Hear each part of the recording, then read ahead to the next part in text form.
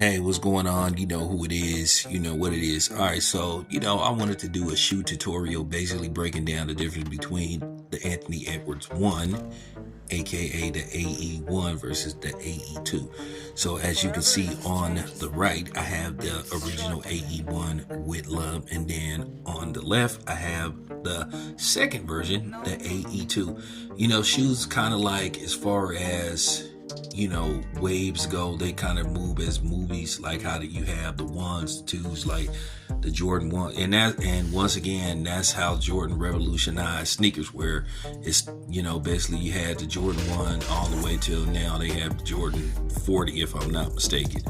So that just goes to show you the impact Michael Jordan just had on, sneakers, even though for the most part Jordan didn't even wear sneakers. Most of the time he only wore sneakers when he played the game. So ironically, but he did revolutionize sneaker culture.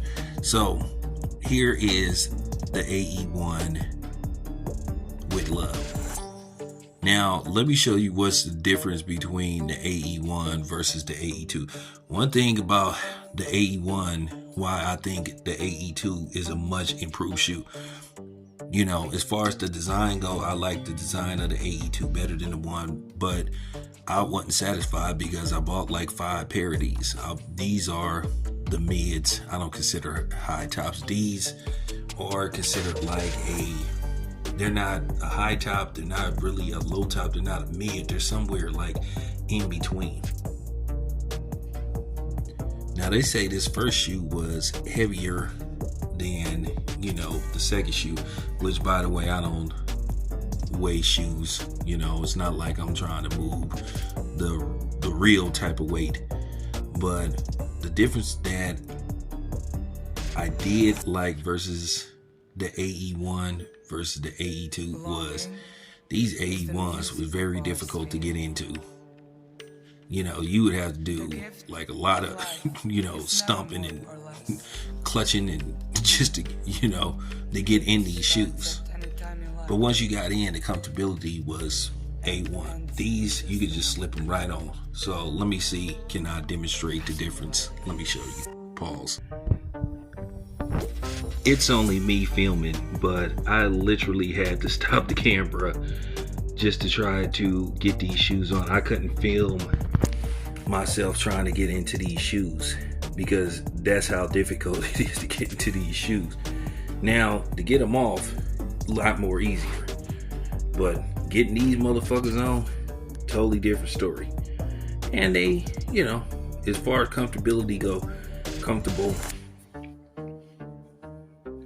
Toe box is kind of wide around here, so I say this is a good 3-4 hour shoe, you know, depending on where you're going and all that kind of stuff. So they're cool because some shoes they only meant to be worn a couple hours. Then I don't know, depending on how your feet is, they can either cause your feet to like start aching, or you can just get through it. But me, I wore these shoes to a fight. I had them on for a good 3, 4, 5 hours, no issue. So there you have it. Now let's go to the next shoe. Let's go to the AE2. Now let's see how easy it is to get into the AE2 versus the AE1. All right, so let's try it.